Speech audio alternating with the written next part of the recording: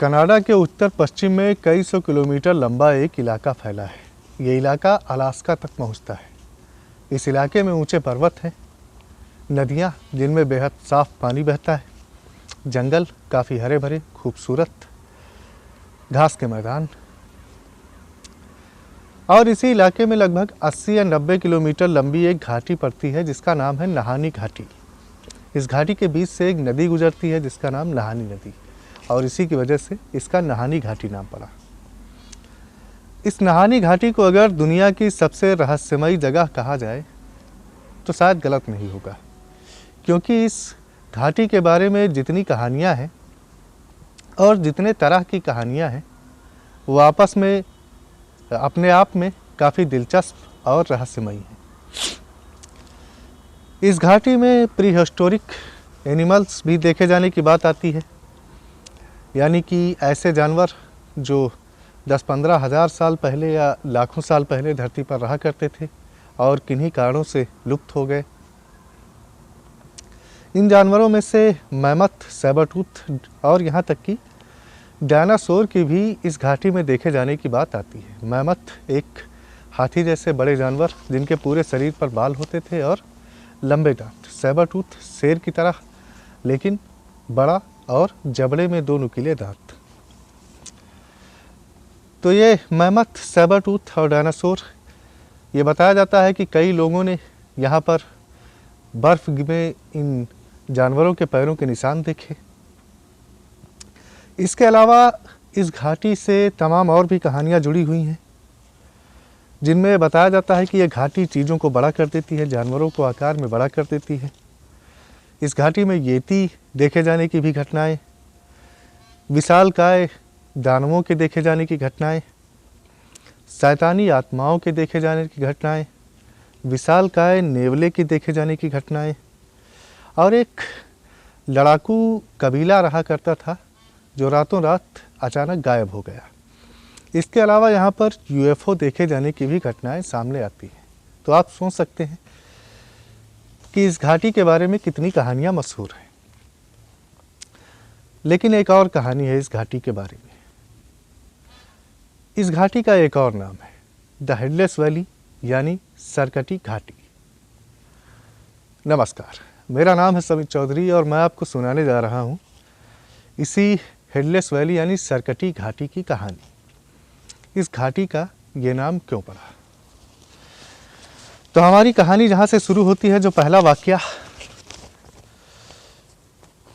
इस घाटी का सरकटी घाटी इसलिए नाम पड़ा क्योंकि यहाँ पर लगभग 40 या 50 लोगों की ऐसी लाशें मिली जिनके सर नहीं थे। शरीर का पूरा हिस्सा सलामत, लेकिन सर गायब। और इन लाशों के सर गायब होने के पीछे क्या वजह थी, इसका भी आज तक पता नहीं चल पाया है। तो जहाँ से कहानी शुरू होती है, लगभग आज से 120 साल पहले, अब 2024 लग गया है तो 120 साल पहले 1904 में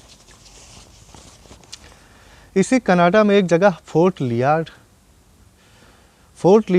और इससे कुछ लगभग 300 या 400 किलोमीटर की दूरी पर एक जगह थी फोर्ट नेल्सन। तो इन दोनों जगहों को, फोर्ट लियार्ड और फोर्ट नेल्सन को, व्यापारिक स्टेशन के तौर पर बनाया गया था, क्योंकि ये जो रास्ता था ये व्यापारिक रूट था एक। तो इन दोनों फोर्ट को व्यापारियों के रुकने के लिए, आराम करने के लिए और सामान बेचने के लिए बनाया गया था। यहाँ पर सामान खरीदने और बेचने की दुकानें भी थी दोनों जगहों पर। तो इसी फोर्ट लियार्ड में 3 भाई रहा करते थे जिनके नाम थे फ्रैंक, विली और चार्ली। इनके पिता मर्डॉक किसी ज़माने में इस फोर्ट लियार्ड के चीफ ऑफिसर हुआ करते थे, लेकिन कुछ साल पहले उनकी मौत हो चुकी थी। तो एक रोज़ शाम का वक्त था, ये विली, फ्रैंक और चार्ली फोर्ट लियार्ड के बाहर बने हुए अपने खेतों में काम कर रहे थे कि तभी इन्हें एक दूर से आता हुआ इंसान दिखाई दिया।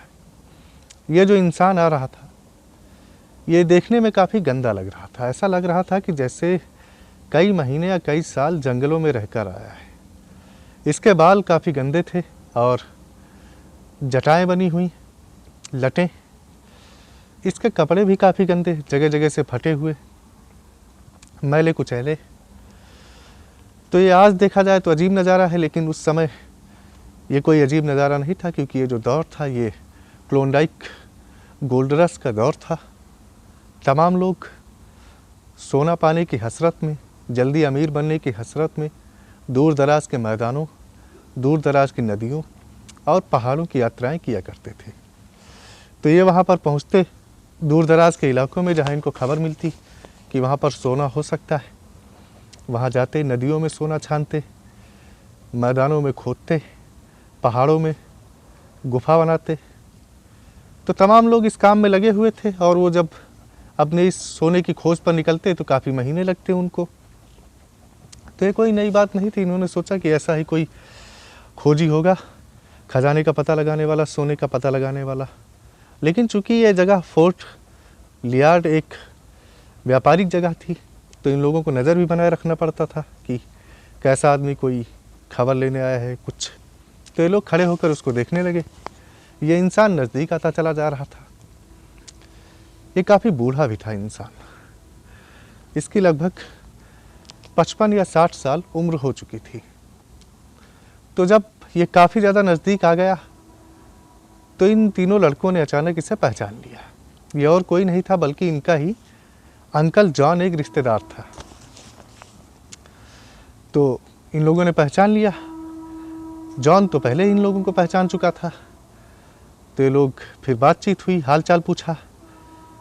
अब ये जो जॉन था ये लगभग 4 साल पहले इसी तरफ से निकला था और पश्चिम की यात्रा पर गया था। इसी फोर्ट लियार्ड में रुका भी था। इनके पिता मर्डॉक से मुलाकात करी थी।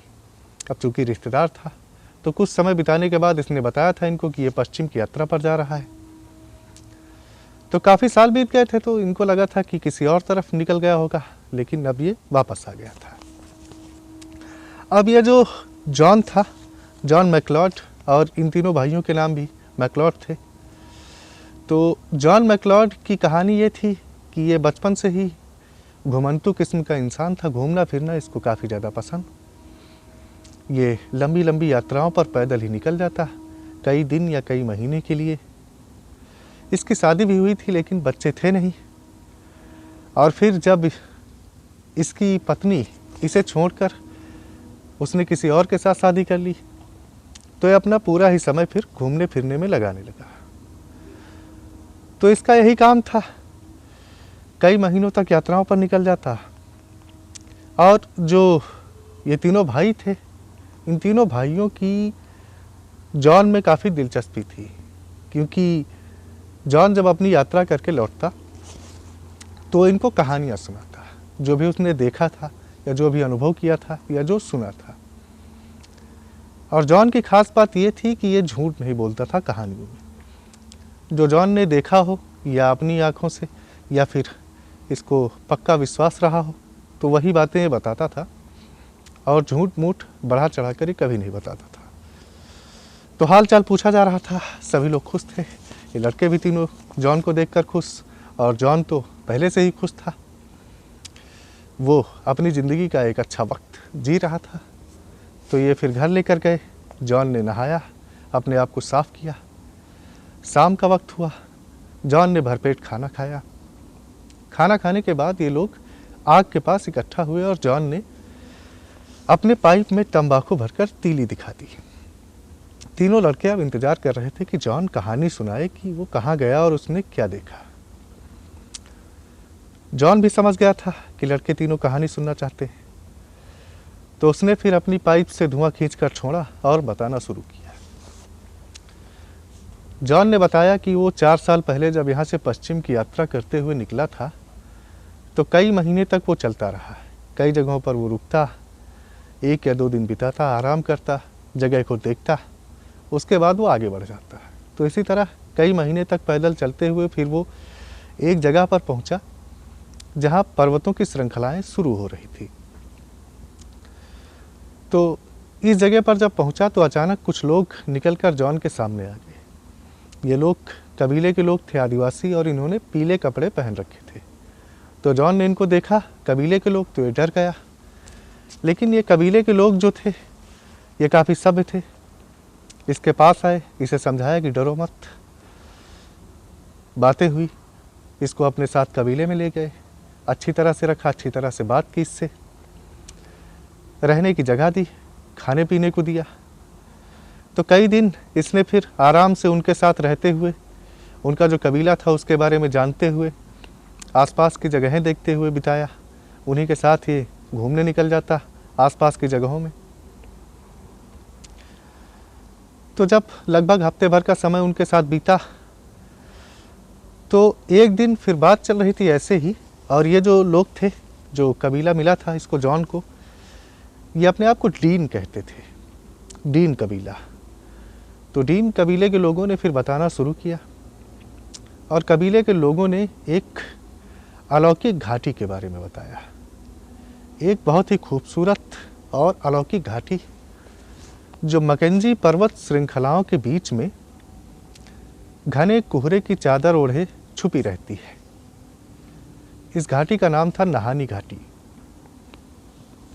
तो उन्होंने बताया इस घाटी के बारे में, डीन लोगों ने। उन्होंने बताया कि यहाँ की जो इस घाटी की मिट्टी है, ये काली मिट्टी है और काफ़ी उपजाऊ मिट्टी है, जिससे यहाँ का जो घास फूस है और वनस्पतियाँ वो काफ़ी हरी भरी रहती है। हर जगह ये हरियाली से भरी रहती है घाटी पूरी। जहाँ थोड़ी जगह पर मैदान है, वहाँ घास काफ़ी हरी भरी और घनी। यहाँ की जलवायु जो है घाटी की, वो गर्म जलवायु है। दोनों तरफ पहाड़ की चोटियाँ, बीच से नदी गुजरती, और नदी ये घाटी में। तो घाटी साल भर बर्फ़ से मुक्त रहती है। पहाड़ों की चोटियों पर तो बर्फ़ गिरती है, लेकिन घाटी में बर्फ़ नहीं गिरती है। यहाँ तमाम तरह के जानवर रहते हैं, जिनमें बारहसिंगे, हिरन और पहाड़ी भेड़ें। अब चूँकि घास और वनस्पतियाँ काफ़ी ज़्यादा, तो इन जानवरों के चरने की काफ़ी अच्छी व्यवस्था है, और ये जानवर घास चरते भी रहते हैं। घास को चर के ये काफ़ी तगड़े और तंदुरुस्त हो गए हैं। ये इतने मोटे तगड़े हो गए हैं कि दूर से देखने पर ये बारहसिंगे हिरन और ये जब पहाड़ी भेड़ें चौकोर नज़र आती हैं। तो शिकारियों के लिए ये जन्नत, एक बहुत ही दिलचस्प खेल शिकारियों के लिए ये घाटी उपलब्ध करा सकती है। लेकिन खाली इतनी ही बातें नहीं थी। उन्होंने आगे भी बताया, उन्होंने कहा कि ये घाटी देखने में बहुत ज़्यादा खूबसूरत लगती है। गर्म पानी के झरने कई जगह पर इस घाटी में बहते रहते हैं।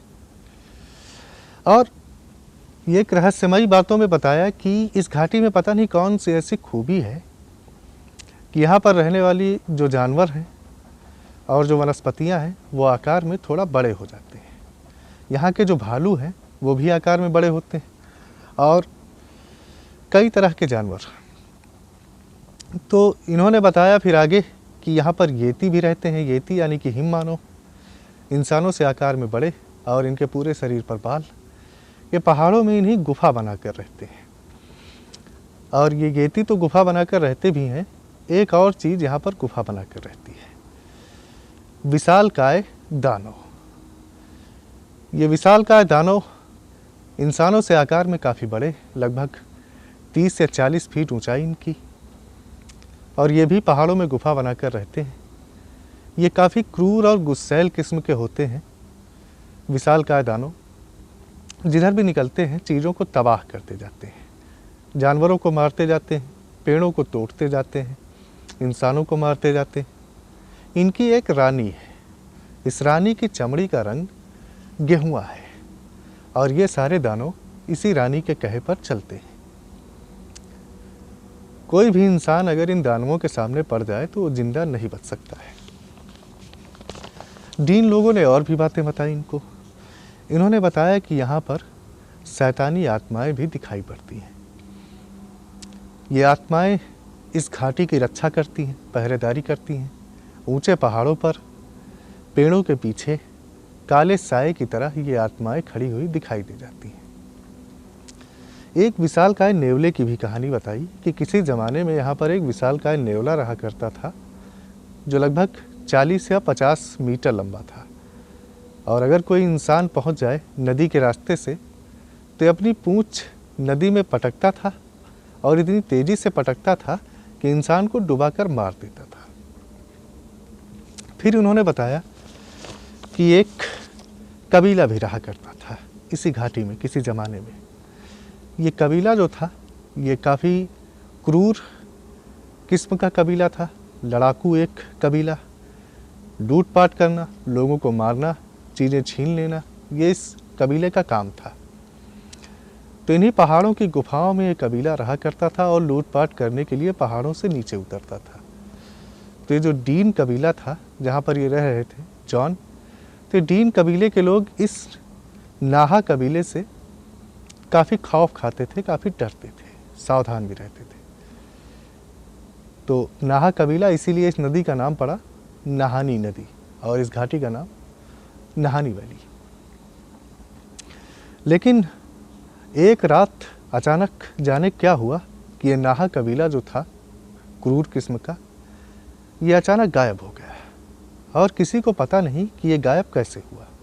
पूरा का पूरा एक अच्छा खासा कबीला था जिसमें लगभग 100-150 लोग, और ये एक ही रात में गायब हो गए।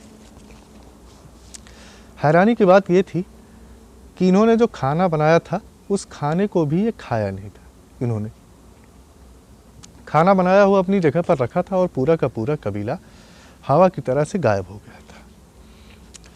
तो ये सारी बातें बताई डीन लोगों ने। अब जब इतनी सारी बातें बता दी इन्होंने, तो जॉन की अब काफ़ी दिलचस्पी बढ़ चुकी थी।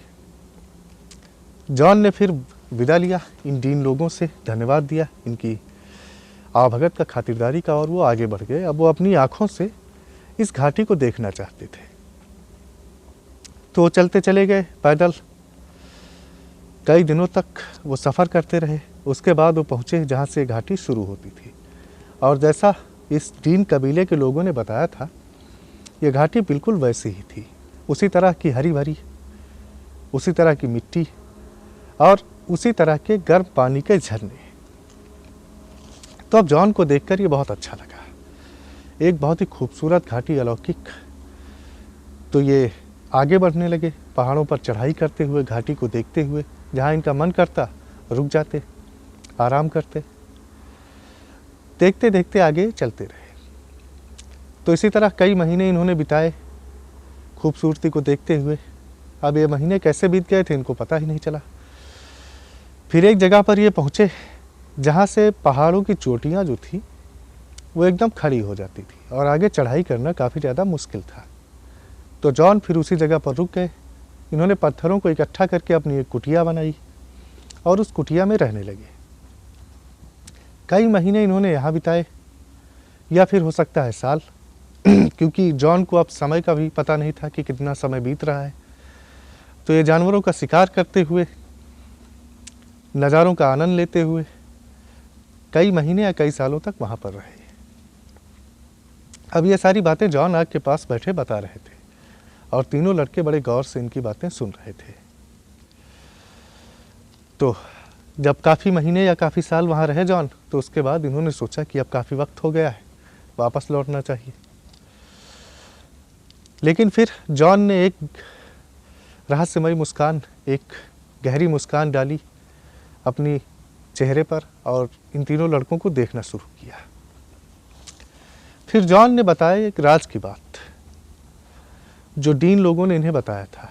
डीन लोगों ने ये सारी बातें तो बताई थी, लेकिन एक चीज़ और बताई थी कि जब ये खड़े पहाड़ ख़त्म हो जाएंगे, उसके बाद एक जगह मिलेगी जिसे कहा जाता है द्वार। तो द्वार के बाद नदी के पाट चौड़े हो जाते हैं और मैदान काफ़ी बड़ा हो जाता है। तो इस जो चौड़े पाट वाली नदी है, नदी के इस हिस्से में पानी भी काफ़ी छिछला हो जाता है।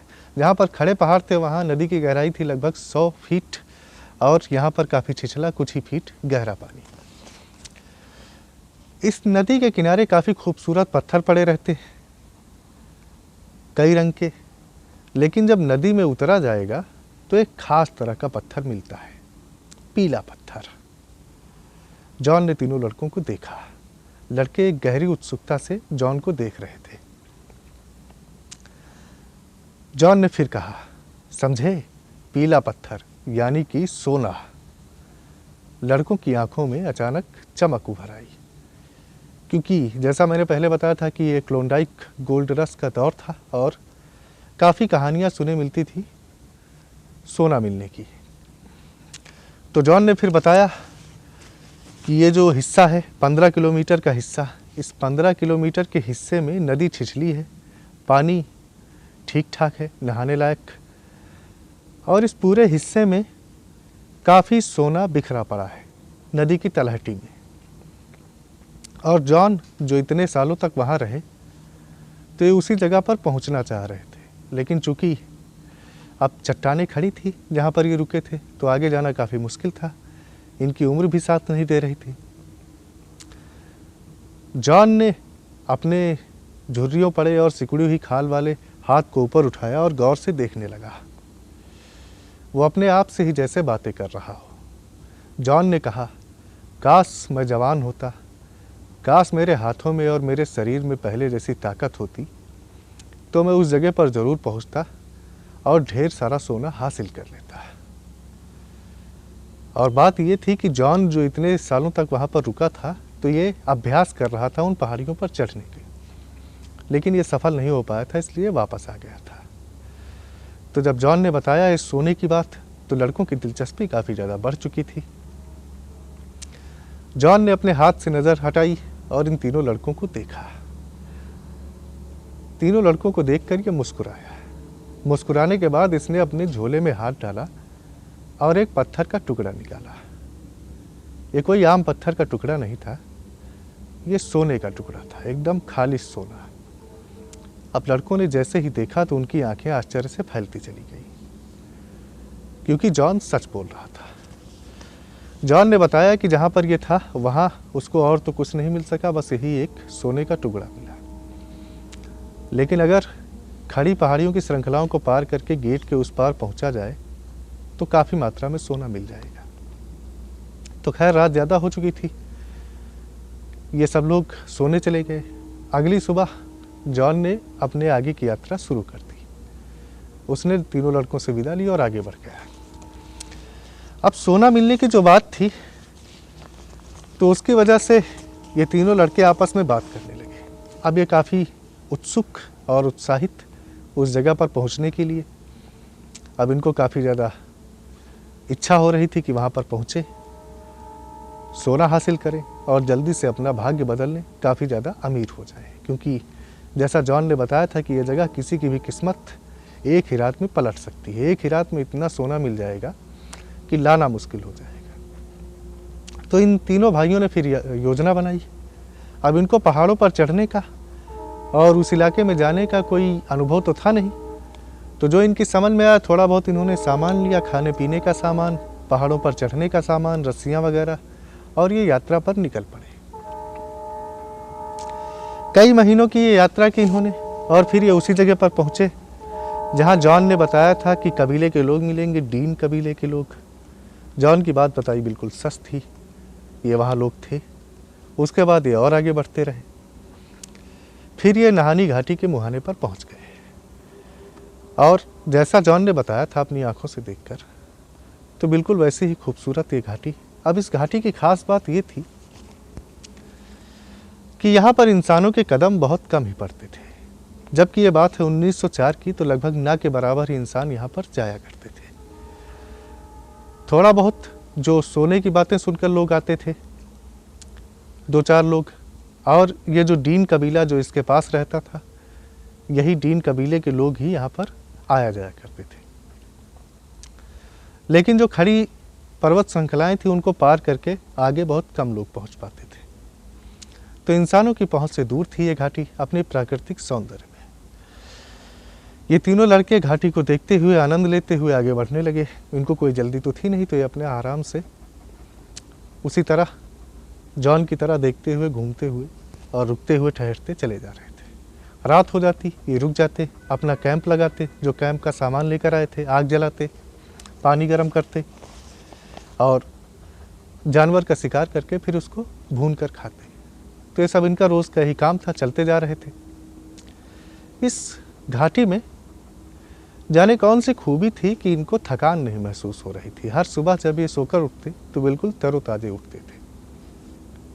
और जॉन ने एक बात ये भी बताई थी जो डीन लोगों से इसने सुना था और जो महसूस भी किया था इतने साल यहाँ रहने के बाद, कि का जो बीमारियाँ होती हैं इंसान के शरीर में, उनको भी ये घाटी अपने आप ठीक कर देती है। जॉन ने इसको महसूस भी किया था। तो इन तीनों लड़कों को कोई थकान हो नहीं रही थी। आपस में बात करते हुए, हंसी मजाक करते हुए आगे बढ़े चले जा रहे थे। फिर एक जगह पहुँचे जहाँ पर बताया था जॉन ने कि उसने एक कुटी बनाई थी। तो इनको वो पत्थर की बनाई हुई कुटिया भी मिली। वहाँ ऐसा लग रहा था कि कोई कई सालों तक रहकर गया है। तो सारी चीज़ें अब सही ही निकल रही थी। वहाँ भी रुके, कुछ वक्त बिताया। अब आगे जो कठिन रास्ता था वो था ऊंची पहाड़ की श्रृंखलाएं सीधी खड़ी। तो ये तीनों जवान थे और हौसले से भरे हुए, काफ़ी उत्साहित। तो ये चढ़ते चले गए। कई महीनों का इनको वक्त लगा इन पहाड़ों को पार करने का, लेकिन फिर आखिरकार ये उस जगह पर पहुंच गए जिसे द्वार कहा जाता था। और जैसा बताया था, खड़े पहाड़ एकदम से ख़त्म हो गए थे, नदी के पार चौड़े हो गए थे, घाटी काफ़ी विस्तार ले चुकी थी। घास के मैदान, मैदानों में हरी घास, कसी हुई जंगल, खूबसूरत मन मोह लेने वाले, और उसी तरह छिछली नदी, नदी का पानी अनुकूल, नदी के पाटों पर तमाम कंकड़ खूबसूरत। तो अब वहाँ जब पहुँचे, उतरे उस गेट से नीचे, तो ये काफ़ी खुश। अब इनको मनचाही मुराद मिल गई थी। जहाँ ये पहुँचना चाह रहे थे वहाँ पहुँच गए थे। एक सपना इनका सच हो गया था। अब थोड़ा इनकी धड़कनें भी तेज़ थी कि यहाँ तक तो सब कुछ ठीक था। अब आगे जो सोना मिलने की बात है, तो सोना पता नहीं मिलता है कि नहीं मिलता है। तो फिर ये रात में रुके वहीं पर, अपना कैंप वगैरह फिर से लगाया, खाने पीने का सामान खाया और फिर ये सो गए। दूसरी सुबह जल्दी उठे। अब इनको सोना छानना था इस नदी की तलहटी में से। तो सोना छानने के लिए जो लोग थे, ये एक जाली का एक बर्तन, बड़ी थाली के जैसा लेकर जाया करते थे। थाली और एक जाली। तो सुबह उठे, अब ये काफ़ी उत्साहित, तरोताज़ा। तीनों ने जल्दी जल्दी फिर शुरू कर दिया सोना ढूंढना। नदी की तलहटी में गए। पानी ठंडा नहीं लग रहा था। वही अपना जो सामान निकाला, बड़ी थाली और जाली, और उससे इन्होंने फिर कंकड़ उठाकर सोना ढूंढना शुरू कर दिया। थोड़ी ही देर बीती थी कि इनको सोना मिलना शुरू भी हो गया। और सोना थोड़ा बहुत नहीं था, बल्कि काफ़ी बड़ी मात्रा में सोना था। इस सोना इनको मिलता चला जा रहा था। और जैसे जैसे सोना मिलता चला जा रहा था, इनका हौसला बढ़ता चला जा रहा था। अब ये बहुत ही ज़्यादा जोश में। दोपहर हो गई, काफ़ी सोना इन्होंने ढूंढ लिया। शाम हो गई। शाम होने के बाद इन्होंने खाना खाया और ये रात में काफ़ी देर तक सोना छानते रहे। ये रुके नहीं, क्योंकि काफ़ी ज़्यादा उत्साहित थे। फिर जब काफ़ी रात हो गई तो इनके बड़े भाई ने कहा कि चलो अब सो जाते हैं, कल सुबह फिर से ढूंढेंगे। तो खाना वाना खा के आराम से सो गए। दूसरी सुबह उठे, फिर उन्होंने ढूंढना शुरू किया। और सोना वाकई में इतनी ज़्यादा तादाद में था कि जब इनको लगा कि अब इससे ज़्यादा हम सोना यहाँ से नहीं ले जा पाएंगे, तो इन्होंने फिर सोना ढूंढना बंद कर दिया। अब इनको ये था कि सोने की जगह का तो पता चल ही गया है। जितना ले जा सकते हैं वो ले जाएं, उसके बाद फिर से आएंगे। और कुछ ही दिनों में इन्होंने ढेर सारा सोना इकट्ठा कर लिया था। सोने को इन्होंने फिर बोरियों में बांधा। उसके बाद अब इनको वापस जाना था। तो ये नहानी नदी जो थी, वो आना इनको जिस तरफ से था उसी तरफ ये बह रही थी। तो आने के रास्ते में तो नहीं आया जा सकता था इन नदी के रास्ते से, लेकिन जाया जा सकता था। तो इन्होंने फिर लकड़ियाँ काटना शुरू किया, पेड़ों को, और एक नाव बनाना शुरू किया। नाव बना डाली। नाव पर इन्होंने जो अपना सामान था उसको रखा, सोना रखा, खुद भी उस पर बैठे, और अब ये नदी के सहारे आगे जाना चाहते थे, इस घाटी को पार करना चाहते थे।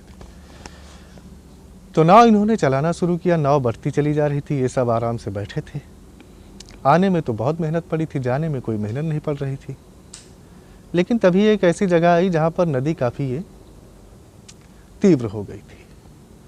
तो नदी का बहाव काफ़ी तेज, कंकड़ पत्थर निकले हुए और काफ़ी गहरी भी नदी। तो उस जगह पर एक जगह इनकी नाव डगमगाने लगी। अब इन्होंने साधने का प्रयास किया, लेकिन इनका कोई बस नहीं चला। नदी का बहाव काफ़ी तेज था और आखिरकार नाव डूब गई। नाव डूबने के साथ सारा सोना भी इनका नदी की तलहटी में चला गया।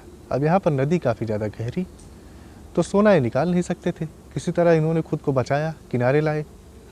इनका काफ़ी सामान भी बह चुका था। अब ये काफ़ी हताश, परेशान, किस्मत से मिला था इतना सोना, वो भी नदी में वापस चला गया। तो अब इन्होंने कहा कि चलो, परेशान तो थे, तो इन्होंने फिर वहाँ पर जाल लगाना शुरू किया कि सोना कुछ बहकर आता हो। थोड़ा और आगे बढ़े, वहाँ इन्होंने देखना शुरू किया। कई दिन इन्होंने वहाँ भी बिताए, 3-4 दिन, लेकिन इनको ज़रा सा भी सोना यहाँ पर नहीं मिला। अब इनके पास खाने पीने का भी सामान नहीं था, खाने पीने के सामान की भी दिक्कत, रात में ठंड भी लगने लगी थी। तो इन्होंने कहा कि चलो वापस जाते हैं। और कुछ तो सफलता मिली, लेकिन आधी ही मिली, दोबारा फिर से आएंगे। तो ये वापस चले गए, उसी दूसरी नाव बनाई, उस पर बैठा और वापस चले गए। तो जाने में कुछ कम समय लगा, फिर भी काफ़ी लंबा समय लगा था। तो ये फिर अपने घर पहुँचे, फोर्ट लियार्ड में पहुँचे। तो लोगों ने फिर इनसे पूछना शुरू किया हाल चाल कि कहाँ गए थे, इतने दिन गायब रहे। इन्होंने बताया कि ऐसे ही हम पहाड़ों पर घूमने चले गए थे, अब वापस आ गए। लेकिन फिर दोबारा इन्होंने अपनी योजना बनाना शुरू कर दिया कुछ ही दिन बाद। इस बार इनका एक भाई चार्ली, तो चार्ली ने जाने से मना कर दिया। चार्ली ने कहा कि यहाँ भी काम है और खेत वगैरह भी इनको देखने रहते थे, तो यहाँ भी देखना है। तो इसने कहा कि तुम दोनों लोग चले जाओ, और अगली बार फिर ये चार्ली भी चलेगा। तो अब 3 लोग जाना था इनको, 2 लोग ही बचे थे, एक कम पड़ रहा था। तो फिर इन्होंने अपने साथ एक इंसान को शामिल किया जिसका नाम था विल्किंसन या वियर।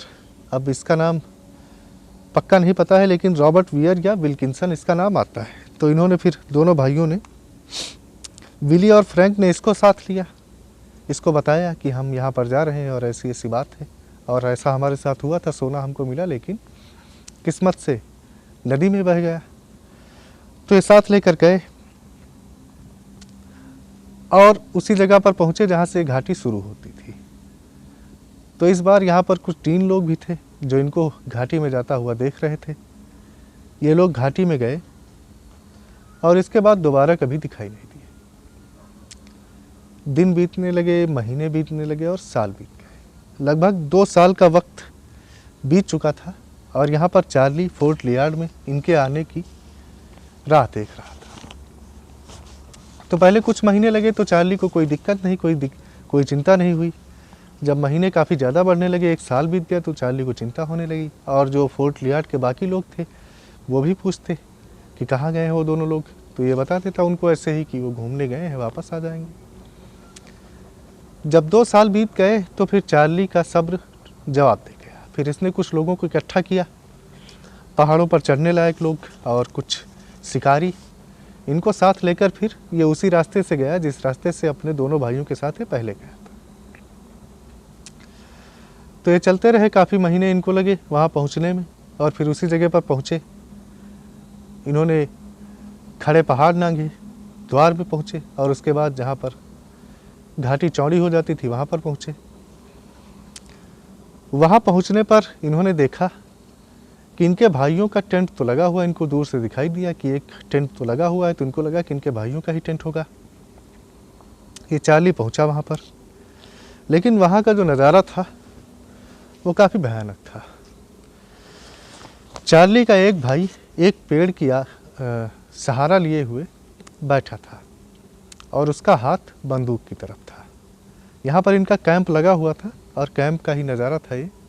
कैंप के बाहर एक पेड़ के पास चार्ली बैठा था, पेड़ का सहारा लिए हुए, और उसका हाथ एक बंदूक की तरफ था, लेकिन इसका सर गायब था। पूरा बाकी शरीर सही सलामत, लेकिन सर गायब। ऐसा लग रहा था जैसे काट दिया गया हो। जो कैंप था, कैंप के अंदर जब इन्होंने देखा तो इनका दूसरा भाई, उसकी भी लाश उसी तरह से, पूरा शरीर सही सलामत लेकिन सर गायब।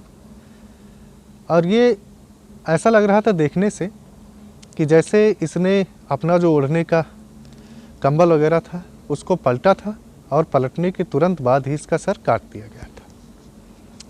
तो देखने से ऐसा लग रहा था कि इन पर कोई हमला हुआ है और हमला करने वालों ने बड़ी तेज़ी से इनका काम तमाम कर दिया है, क्योंकि एक भाई का हाथ बंदूक की तरफ था, ये बंदूक तक पहुंच पाता उससे पहले इसकी गर्दन काट दी गई। और शायद शोर को सुन के दूसरा भाई जगा, उसने देखा और कुछ कर पाता उससे ही पहले उसकी भी गर्दन काट दी गई। तो इनकी सारी चीज़ें भी यहाँ पर मौजूद थी, इनकी एक घड़ी भी मौजूद थी, इनका जो रहने का सामान, खाना बनाने का, खाने का सामान, वो सब भी यहाँ पर मौजूद था। और नीचे बिछाने की मोटी चादर, कारपेट, वो भी मौजूद था। तंबू के बाहर एक कारपेट डालते थे, वो भी मौजूद था। और पेड़ पर एक खोदा गया था चाकू से, उसमें लिखा हुआ था कि हमें सोना मिल गया है, यानी दूसरी बार भी इन्होंने सोना ढूंढ लिया था। तो अब जो लोग गए थे इनकी समझ में नहीं आ रहा था कि ये क्या मामला है, ऐसा कैसे। और तीसरा जो इंसान था विल्किंसन, ये गायब था, इसका कहीं भी पता नहीं चल रहा था। तो इसकी खोज शुरू की गई और काफ़ी खोजने के बाद फिर कुछ दूरी पर, लगभग 400 मीटर की दूरी पर एक कंकाल मिला जो काफ़ी सड़ी गली अवस्था में था। इसकी हड्डियाँ थी, बाकी इसका जो मांस था वो खाया जा चुका था या सड़ चुका था। तो इनको लगा कि ये इसी विल्किंसन का कंकाल है। फिर यहाँ की जो पुलिस थी उनको खबर दी गई,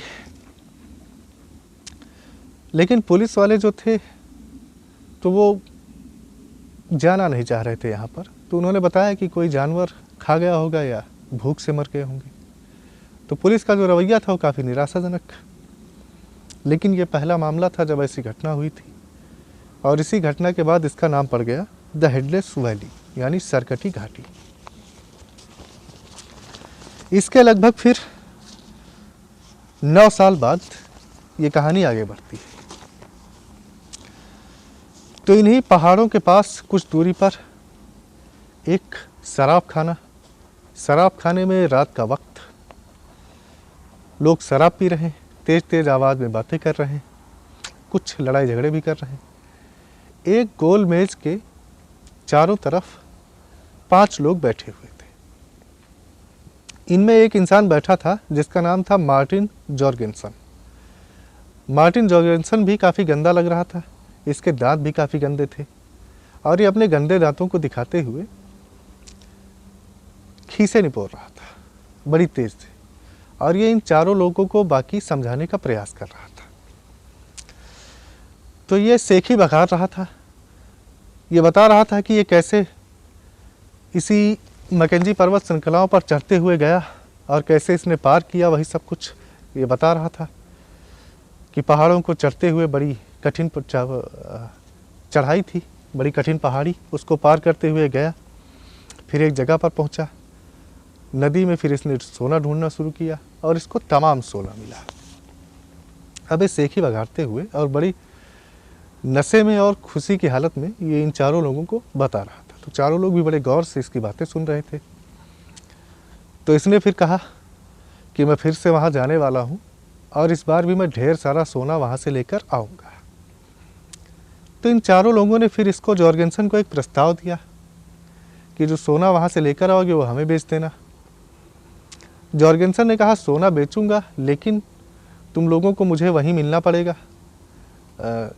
जहाँ से ये घाटी ख़त्म होती है।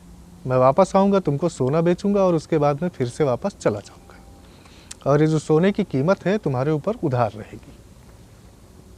तो इन चारों लोगों ने कहा ठीक। अब इनको कुछ करना नहीं था, इनको घाटी के मुहाने तक जाना था और इसने वक्त बता दिया था कि कब लौटेगा सोना लेकर।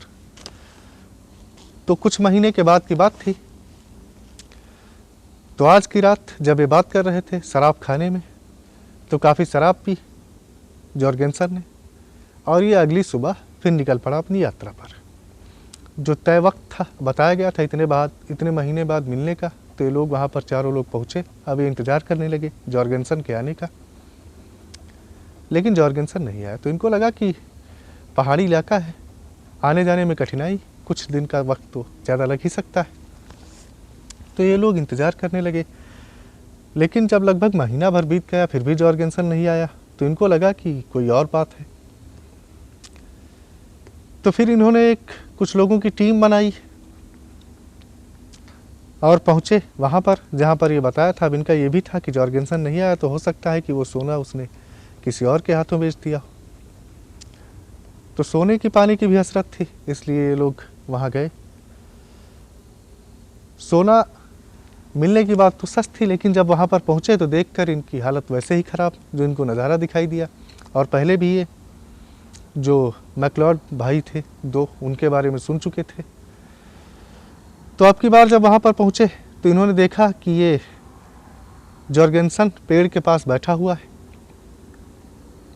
ऐसा लग रहा है दूर से देखने पर जैसे सो रहा है, लेकिन जब नज़दीक गए तो इन्होंने देखा कि इसके भी कांधों पर सर नहीं था, इसका भी सर गायब था।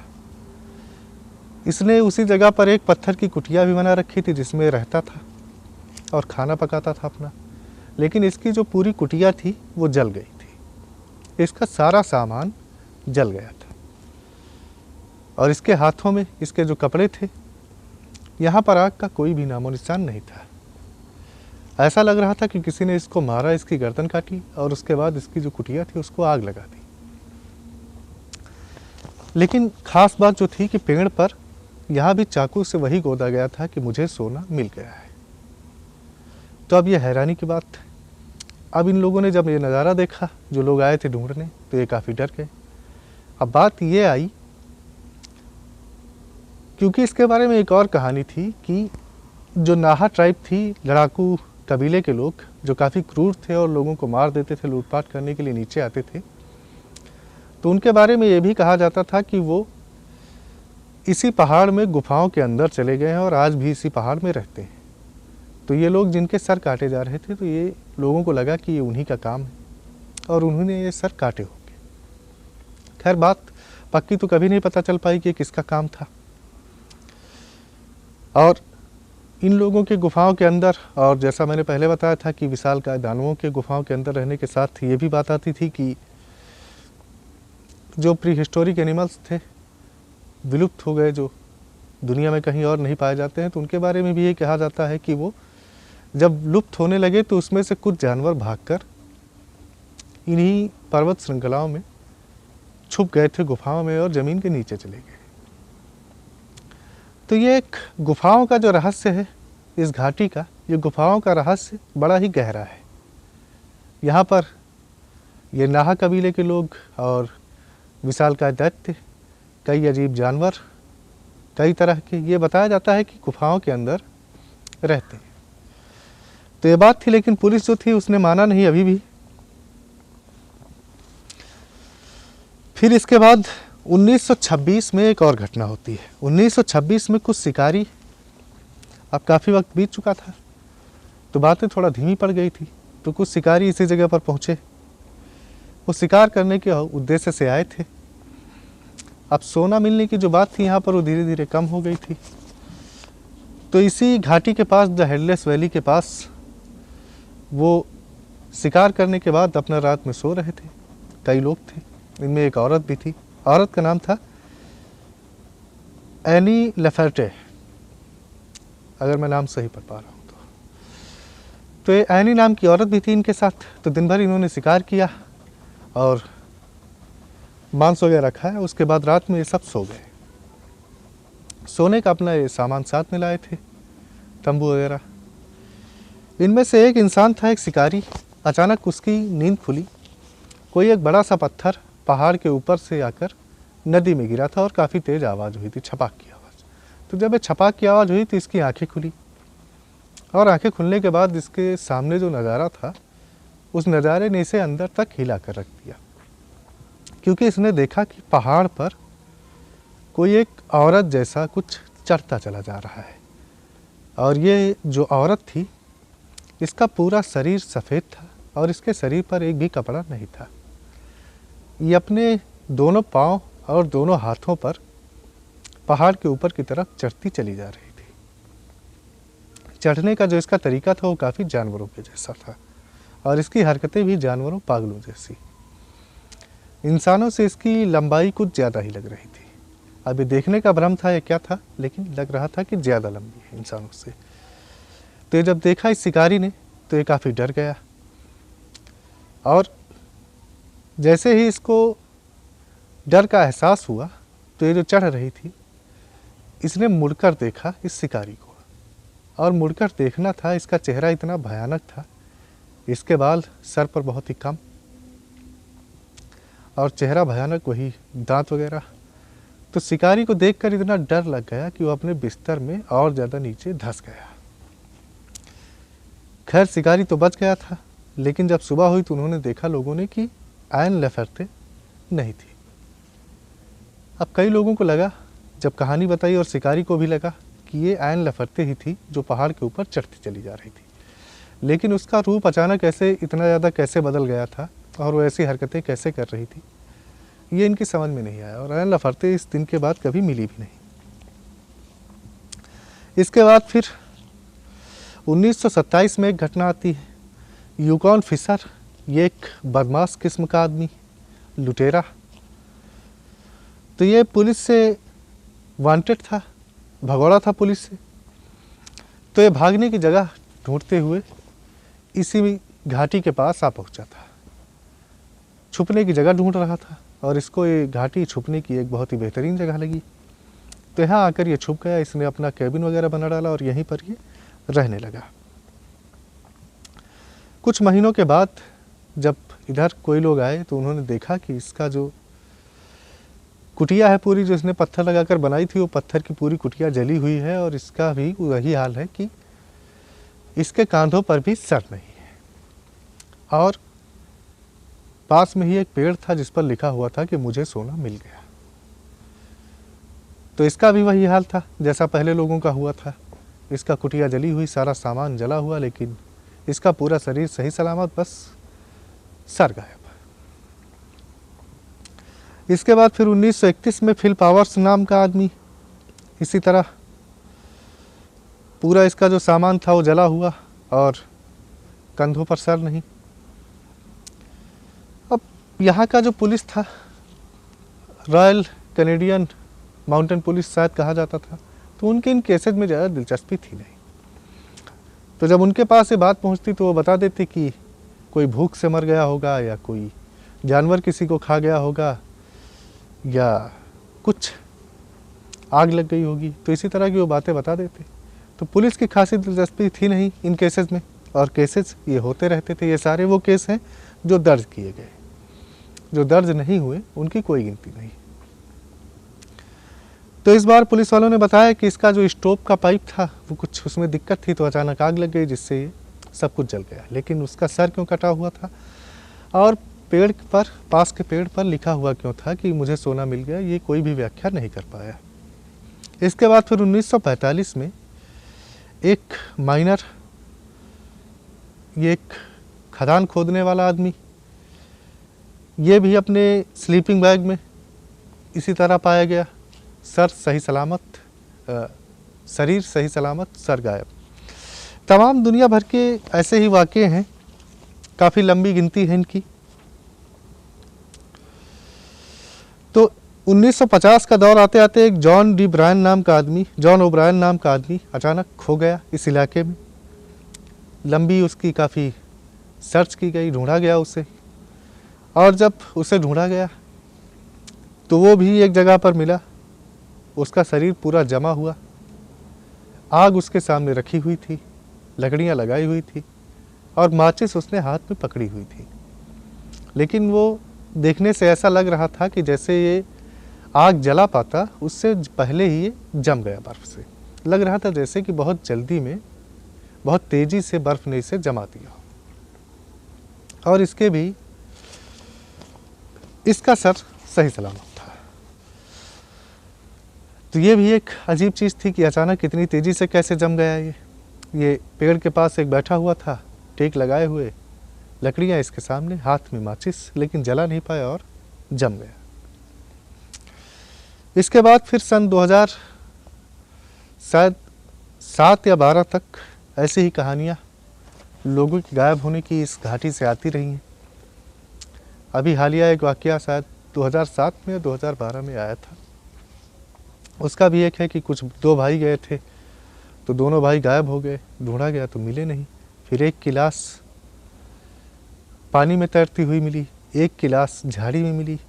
अब इसे इन दोनों भाइयों को किसने मारा था ये भी नहीं पता चला, पुलिस भी नहीं पता लगा पाई।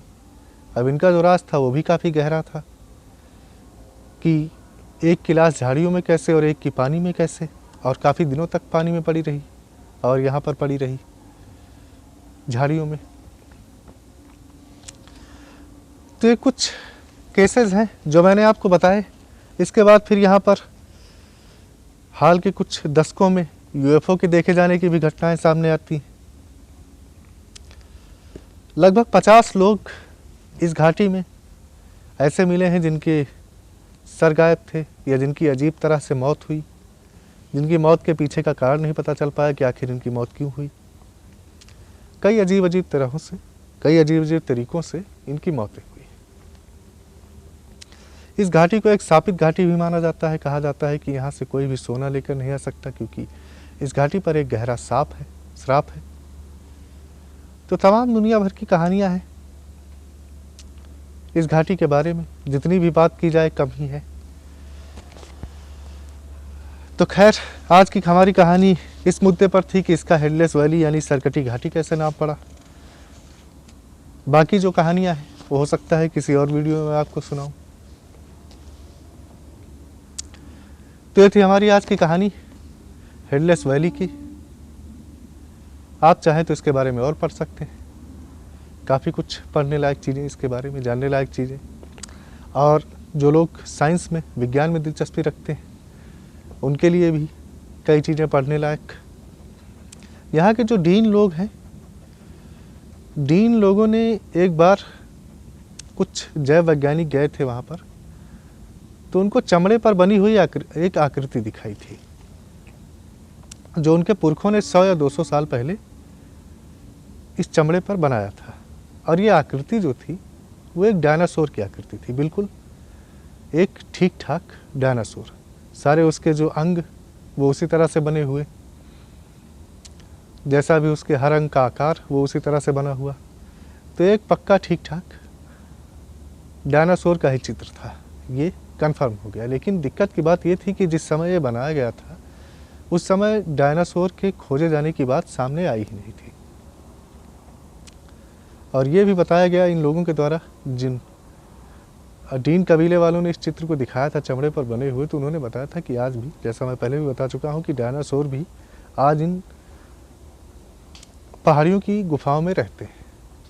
तो ये भी एक हैरानी की बात कि जो कई लाखों साल पहले जानवर धरती से गायब हो चुके हैं और उस समय चित्र बनाया गया जब डायनासोर के बारे में कोई जानता भी नहीं था। तो काफ़ी अजीब बातें हैं इस घाटी के बारे में।